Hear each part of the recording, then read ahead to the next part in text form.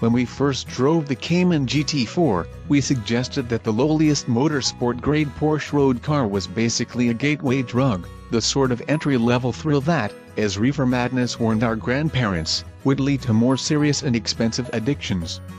Now, nearly 3 years later, we've met the automotive narcotic that sits at the top of that scale.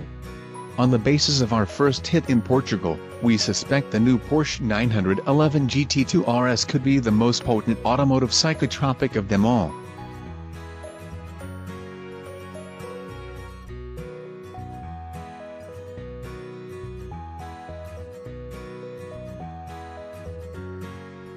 The name isn't hard to decode, and we understand if your first instinct is to feel that this will be a familiar story.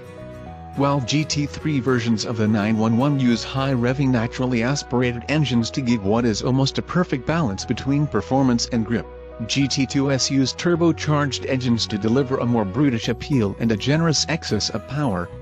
The RS addendum stands for Renn Sport and indicates this car's track-centric mission.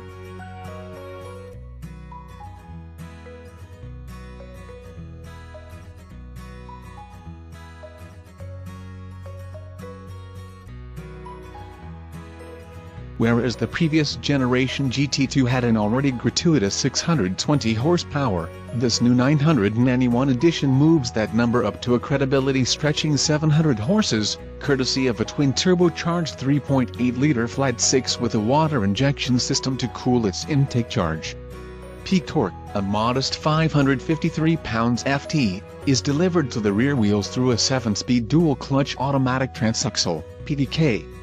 Unlike the GT3, there is no manual option,